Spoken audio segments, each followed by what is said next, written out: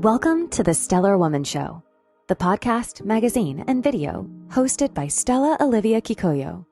Each week, Stella will be bringing you a guest or a segment from the Stellar Woman magazine, whose mission is to spread thriving global women's stories, expert knowledge, and experiences covering mind, body, and spirit, fashion and beauty, money, business, and leadership, so that you too can be inspired, learn, be empowered, and thrive. Since knowledge is potential power, our aim is to spread it like light from one woman to another, which we believe will help to bring about change in perspectives and create new possibilities for all women to learn, be empowered, and thrive. We know if one woman thrives, her family and community thrive too, and the world becomes a better and brighter world. With over 100 interviews and stories, articles, videos, surveys, real life and business lessons and trainings, we believe that there's no better women's classroom as the Stellar Woman Show and magazine. Stella and her guests will be exploring how they started, the dreams realized and unrealized, aspirations, the steps taken, the challenges, failures, lessons learned, decision-making process, and what made them successful, and the stellar woman that they are. For more information, check out the website, www.stellarwomanmag.com. Now, here's your host, Stella Olivia Kikoyo.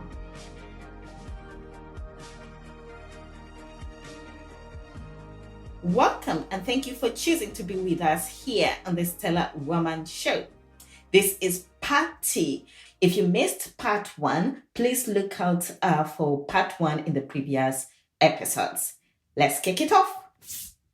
What inspires you to do what you do? You've taught us the love, but talk about the need to know. You talk about the need to know who we are or who you are and what we are. Who and what in that regard.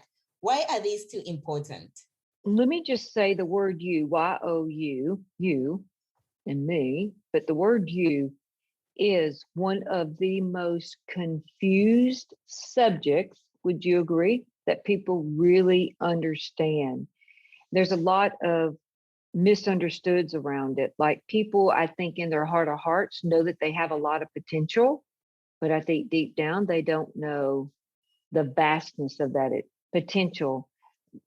And once you understand you and who you are, then a lot of those fears and a lot of that second guessing and a lot of that smallness and a lot of that wrong conclusions and ideas that you have about yourself, they just kind of fall away. Does that make sense? It does, but it seems to be deeper because you're talking about you. And I think I still learned it from the work that you do. Yeah, how important that is. Well, you're not just a mind, you're not just a brain, you're not just a body, you're a being. You know, we all have a spirit, regardless of what your religion is. It's kind of like what the YMCA's motto, I think, is what it's referred to. And this goes back years and years and years when I was a small child, but spirit, mind, body. So when you get in touch with yourself and really realize who you are, then it really puts things in perspective, and you're much more able to be on top of things and making and creating the kind of life you want, the kind of person you want to be. But you need to understand that first, because that's the source point. I mean, it starts with you, right? In order for something to happen, you don't just sit back and wait for something to happen. Good Lord, you'd be doing that till the cows come home. You get up and you make it happen. You go after what you want. So kind of starts with moi. Yeah. Thank you. Thank you very much. And now, as part of Rich Women, your work in helping women around the globe to understand money and wealth is crucial today. Tell us more about your experience so far. Is there a cultural context in any way women view money and wealth? I think that there are a lot of mindsets out there that have probably been projected or just summed up to think about women from what I see. Like most women don't understand money. And that's true. A lot of women don't understand money, but a lot of women do understand money. There's more and more women today really understand money. They're not stupid. They just haven't been taught. Generations back, and the women didn't handle money, right? They didn't learn anything about money. So I think a lot of it is culture. Is the culture in which they were raised, the environment, but a lot of it goes back to the parents. I mean, one day I was teaching and Alan said, go over there today. I want you to go over and I want you to ask all the students, what kind of mindsets were you exposed to growing up? Connected to money, what kind of mindset did your parents have about money? Well, the first two that came to mind for me was money doesn't grow on trees. My dad used to say that all the time. It's very negative.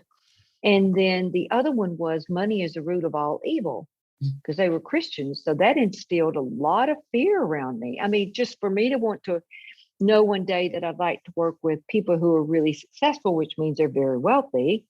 I was terrified. I was like, oh my God, what are these people going to do to me? How am I going to sit down and coach somebody across the table from me and they're very wealthy? I'm going to be terrified. I can't coach them.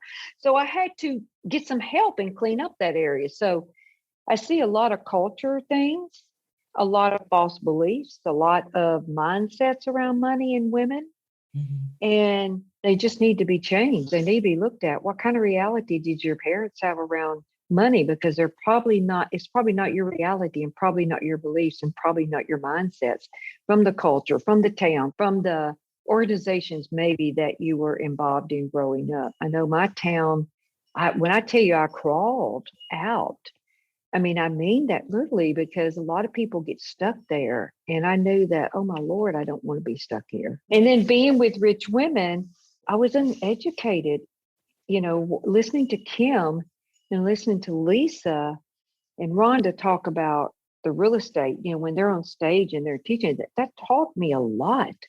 I mean, I have investments in real estate now. I mean, it's not my main game, personal development is, but I have investments in real estate that are cash flowing now. Why?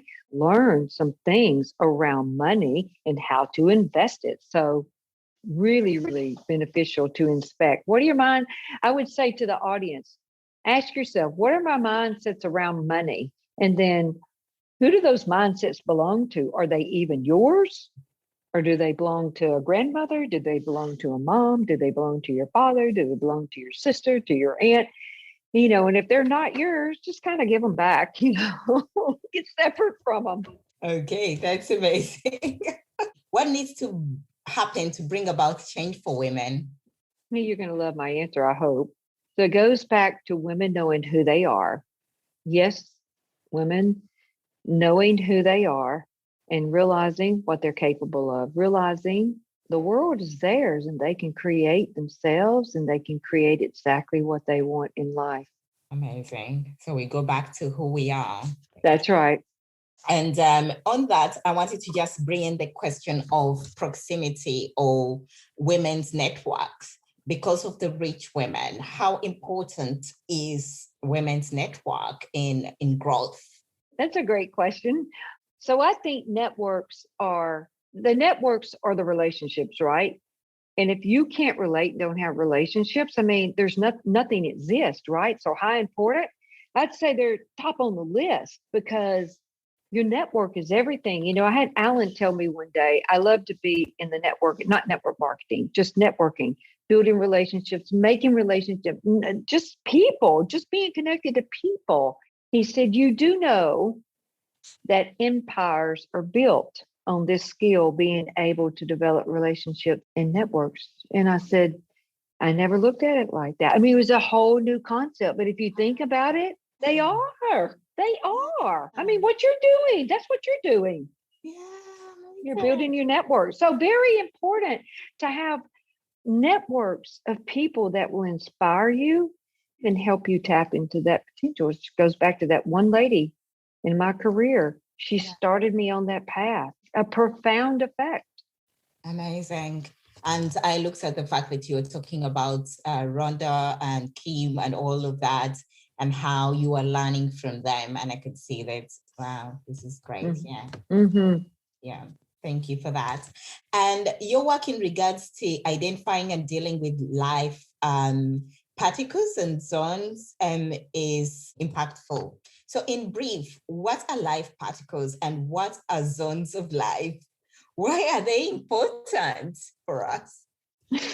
So life force particles, thank you, Stella. Life force particles are simply pieces of you. So what on earth do I mean by that? So it's how alive you are or how dead you are, okay? And life force particles basically are your energy. That is your energy. Okay. So if you have a lot of energy, you're going to feel very alive when you go to work with a lot of energy. Think about a baby.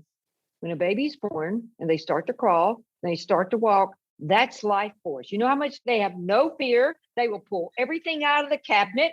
They will touch everything, electric sockets, everything. They have no fear. That's life force, a lot of energy. So you have the same amount of energy. It's just that when we run into things in life that maybe had a negative effect on us, then that traps some of that life force, some of that energy. Does that make sense? Yeah, it does. Let me tell you briefly about the zones. I want all of you to get a picture of a traffic light: red, yellow, green. Simply, when you find yourself not getting what you want and upset, you're stopped, just like the traffic light. You're red, you're stopped. Car can't go through the light, you're stopped. Okay? When you find yourself in life and you're feeling cautious, not sure, really don't want to stick your neck out, want to be secure, kind of like that insurance job I told you about. I picked a subject that will always have insurance, just secure, cautious. That's yellow. That's what you do when you go through a yellow light, right? You are damn cautious. You look, you make sure nobody else is coming, or you make sure there's not a policeman over there that's going to write you a ticket if it turns red when you go through the yellow light. But when it's green, you're going for it. It's life sweet. You're on top of your game. So when you lose a lot of life force particles, it means they're stuck. If life's kind of so-so, you've got a good bit of life force particles, but there's some stuck along the way.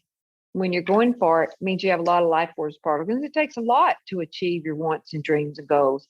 That controls your attention, how much energy you like. If you're dead, you're not going to feel like doing anything. If you're alive, you're like making things happen. Amazing. I love that. I love the fact that you related it to a baby. I could just see babies. They are just energetic. They just do whatever they have unlimited energy. Yeah. And when you're in that green zone, doing what you love and have a lot of freed up life force particles, a lot of energy, you have the same energy as a baby. Thank you for clarifying that. Thank you very much. As a master coach and a leadership development trainer, what is the first step in bringing about desired change, irrespective of one's situation? So the first step, is to find out what it is you really want. And that sounds kind of simple, doesn't it? But you'd be surprised. I mean, I can tell you so many times in life when I didn't really know what I wanted. I did inside here, but I needed to peel back the layers because I had so much stuff in the way of really being able to get to it. So many preconceived ideas, maybe a lot of hurt and pain connected to it, maybe a lot of personal failures where I tried to achieve something, I failed and failed and failed. It's kind of like, God, I don't want to even try to go near that area. I've failed so many times. I don't want that anymore. So the first thing is to be able to know what you really want, identifying that. If you don't know what that is, that's okay, because there are questions and there are processes to help you uncover that. The next thing is to see, where are you at in the zones? Are you stopped? Are you just feeling kind of cautious? Are you really going for it? And that's what the personal zones profile does for you. It's kind of like I did those profiles. There's 12 columns and 11 out of 12 was red. I was pretty stopped, but knowing what it is you really want is the first step. Knowing what you really want. Yeah. And like you said, I think many people, many women would not know how to answer that question. And I found that that's actually true, that people don't know what they want. No, and something I've heard women say this. I'm glad you brought that up again, because I didn't know who I was when I was 39 and looking at my life. And I was like, geez, I'm someone's mother. I'm a daughter. I'm someone's wife. I'm a corporate employee. I'm an account manager. I'm a person that takes kids everywhere and gets them to, games. And, I'm all these things. It's like, where am I in this mix? Because I feel like I'm all these things and I lost myself. Does that make sense? Yes, it does. Yes. And I see that in people, in women a lot of times, but there's questions to help you get back to you. To the core you. That's right. Yeah, Yeah. you need to find out those questions and from people like yourself. Okay. Yeah. And I think you noted some of these. Have you ever failed at anything before? And how did you manage to get back? Oh my gosh, I fail every week. I'm wearing many different hats in my company because I need to expand my team. Okay. But I'll give you an example. I may not deliver the best coaching session. It may be good, but it's not the level, the best. There may be a piece of knowledge I'm missing. So how do I get back up? And this will apply no matter what you're doing in life. I find out what I don't know. I find out what did I not know? What do I need to know a little bit more about? And then I read about it or I practice and then I go apply it. And then usually my next session will be a very great session. Yeah. So it's good and I've helped. It's not to the level I want to, but there are many hats I'm wearing, if you will. I mean, I'm in marketing, I'm in sales, I'm in coaching. I run a ranch that's, an 8,000 square foot lodge with 9 cabins. There's maintenance, there's 135 acres. So there's getting people input. So there's a lot that I'm doing and I am not green zone in those areas. So I fail every week, but my hope is that I get a little bit better. Oh, thank you. Thank you. Many people would think if Ceil is there, maybe you don't fail. Maybe you're always just flying. And oh my gosh.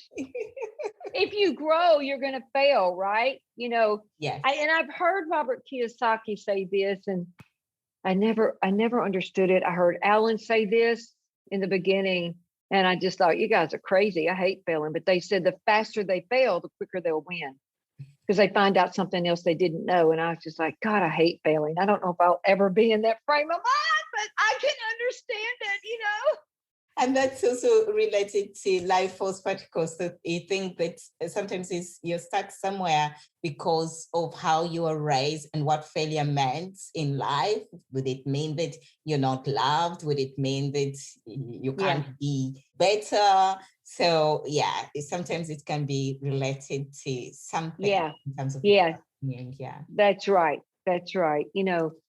I think my dad had the viewpoint that I would never amount to anything. I know he did.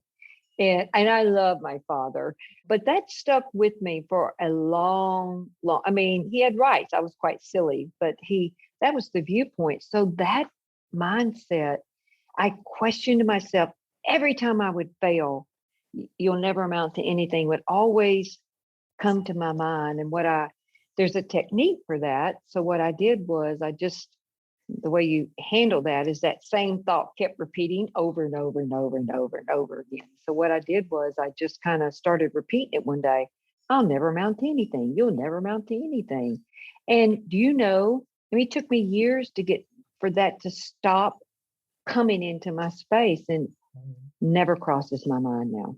Okay. But when I would fail, I would always wonder, am I going to amount to anything? I keep failing. I'd hear Dad saying that. So if he were here today, he would say, oh, please forgive me. That was based on what he knew.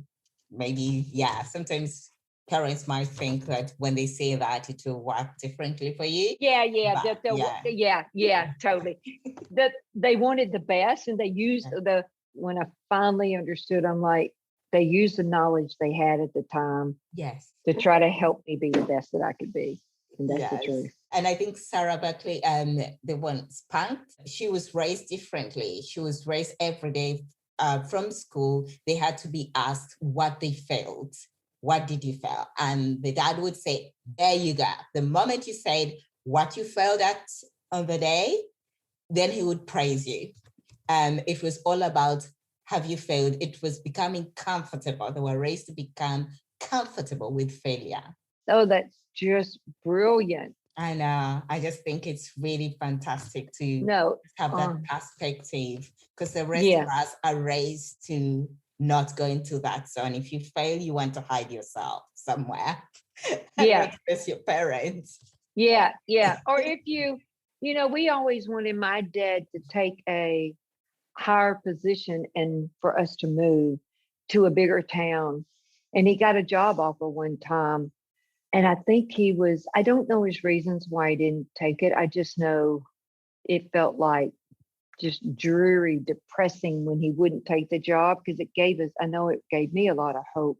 I think he was afraid of failing, and he was so good at what he did. Do you know what I mean? He wouldn't take that chance. Yeah. It's too big of failing. Yeah. And then Alan, I loved it when I failed. It just meant I didn't know something. The more I could fail, the faster I would win. Yeah. Oh, gosh. I think you do know definitely how many times we have perspective of things that we want to do, but we just don't dare because you're afraid of failure. What it would mean, how you'd be viewed, the different perspectives, and you end up never doing what you really desire in your life. I think that comes from, honestly, for me, 12 years of not doing well. Well, 3 years of doing well in school. 4th grade, I started doing bad. And then kids can peer pressure, not knowing how to handle kids laughing at you or making you feel stupid if you have to stand up and read in front of the class and you mispronounce a word. Oh. When someone laughs, because if you had the awareness of who you are, and when you're little, had some people handling skills so that you could just see it for what it is and not react to it, then it would be a totally different story. But at that young age, typically most of us aren't trained to know how to handle that. So it creates a lot of pain to fail. In 12 years of that, oh my gosh. You end up deciding you'll never try again. Sometimes. That's right. Yeah, some kids, if it's a speaking position, then they will never speak again. They'll never go up on stage again. And that's something they said because of that experience. Yes. I think that could be a deeper storyline on its own, because I think lots of women and men would need to be released from that fear perspective and be able to get into their dream zones. And yes, I've had coaching on school incidents and really released some of that pain and some of those things that were shocking moments. So now I'm able to study much better and be in a classroom without being so triggered. Used to, I would come and study here and I would go study in a different spot because it was reminding me of being in the classroom at school and seeing people don't realize that different locations can trigger past incidents and then they're not able to be present. Yeah, thank you very much. So if you had to go back in time and meet your 15-year-old self, what key message would you share with her? I really thought about that. I'm like, oh my gosh, because I've learned so much. And I'm not saying that bragging. I just thought, oh my gosh, I've learned so much technology on how to handle people, how to handle myself. There's 3 things. So if I were to look at myself at 15 years old, and I went back to when I was 15, what I was doing and what I wasn't doing. And Alan says this in his technology. And then I just reconnected to a friend that I went to high school with. And I was acknowledging him for how positive he is. He made a comment and he said, well, one of the things that I learned in life, and Alan says this, that this is what I would tell my 15-year-old self. It's not what happens to you. It's how you react to what happens. Because even if something bad happens and you choose to not react to that, that's still a reaction to not react. The second thing I would tell myself is knowing who you truly are, really knowing who you truly are, and then that your intention has the power to take you places you never dreamed it would take you. And that's what I would tell my 15-year-old self. That is powerful. That's powerful. I'm taking it all in, all in. I'm very fortunate, Ceil, really fortunate to be receiving that because I felt like I'm now the 15-year-old receiving this. I was you. I'm 15. I was just receiving everything. Although I'm not 15, but I just thought that is what I need. And because it was just giving power, you're like, yeah, the knowledge you're releasing at that point in time is just strengthening.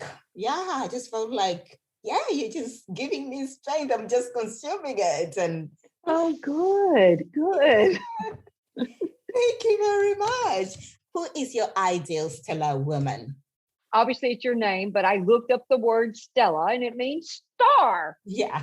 Okay. Yes, yeah. So if you want a name, I can't give you a name. I can describe her. Yes, we want just a description of that Okay. ideal, the Okay, good. characteristics. Yeah, yeah. Okay. So I think the Stella woman is, first of all, I think everybody within themselves has that star, regardless if they're using it or not. They all have that star. And my ideal Stella woman would be a person who is leading and who treats others the way they would want to be treated. And when she connects to people, whether it's one or a group, the person feels just as positive, if not more positive, when they get out of her space. And they feel like they're inspired and they feel like they can accomplish what they want to accomplish and they feel empowered. So that would be my stellar woman. And that's you, Ceil. Thank you for that. I could see everything. That's Ceil, that's Ceil, that's Ceil. Fantastic. Thank you. You're so welcome. Thank you for that. So where do we see Ceil in the next 5 to 10 years? I want to see Alan's work and this body of knowledge expanding and reaching more people around the world so that they can basically have more happiness and have more love and have more prosperity and just recover or restore themselves and be back to who they truly are and basically just achieving what they want. And so I want to make this knowledge available to as many people possible. Fantastic. That's what we would like as well, because it's really great knowledge. And I'm going to underline there, being who you truly are. I think we're going to be happy. Yeah. Mm-hmm. Thank you for that. Thank you very much. And we would like you to leave the Stellar Women readers or subscribers a challenge that will help them to remain strategically aligned to achieving their goals for 2022 and beyond. Just leave them a challenge. Okay, very good. So the challenge I would encourage you to do is, if you don't have a want, start getting the idea of finding something you really want in life. Once you find it, get really clear and be precise on that want. Okay. And then create a very positive intention with a crystal clear vision of how you want that to be, and then create a plan to make it happen. Even if it's just one step toward it, I don't care, because you're in motion and that's what's important. And that's how you get up from the red zone or the yellow zone into the green zone. You take steps, find out what you don't know, and then take your next step. If you get stopped, you've just run into something you don't know. So find out what it is you don't know. Reach out to one of your friends, reach out to Stella, and then pull yourself back up with your bootstraps and get on the horse, as we say in Texas, and ride it again. I hope that helps. It does help a lot. Thank you very much. And I skipped this because I just don't want us to lose this bit. Do you have a life mantra? I don't have a life mantra, but I hope this is similar or will fit into this category. So what I do, and I try to do it every morning. Again, I don't always succeed, but the thing that really starts my day off right is a great cup of coffee. But that's not it. That's not all. But writing the things I am grateful for. the things I am thankful for, because each day there are things that are very positive that happen. And it's kind of like wins beget wins, they just pile on top of each other. So being grateful really sets my day off. I feel like I not put on a shirt, or I've left something off if I don't do that. I feel kind of like out of sorts, like almost like I've sabotaged myself if I don't do that. So, and another word of advice, if you find yourself getting in the negative or your mood drops during the day, just look around and find something you can be grateful for, and that will shift you and change. That's amazing. Thank you for that, Ceil. And I think that will make us really live in the green zone if we are just grateful and have things to be thankful for. I don't start with a cup of coffee, but I've had several interviews with women. That's what starts the day very well. And we are so grateful, Ceil, for your time, for sharing your story and sharing your knowledge with us. And amazing. Thank you very much for allowing Stellar Women Magazine to tap into that knowledge. And we're here to spread that knowledge to other women so that they too can learn one or two things, be inspired, make a change, and thrive in their lives. What we believe is that once women thrive, their families will thrive, their communities will thrive, and the world will thrive. So it has been wonderful, Ceil. Thank you so much for making this possible. Thank you so much. Thank you for joining us on the Stellar Woman Magazine and Show's mission to spread thriving women's stories, knowledge, and experiences so that you too can learn one or two things, be inspired, empowered to change, and thrive. We change one woman at a time. This, we believe, will help to make the world a better and brighter world. I hope today's episode inspired you to change perspective, see new possibilities, and take action so that you can become the stellar woman that you would like to be. If you enjoyed this episode, make sure to go to the Stellar Woman Show and Magazine website for transcripts and more. Also, please remember to subscribe, review, and share with others, and follow us on all social media platforms. Have a great day. We look forward to catching up with you on the next episode.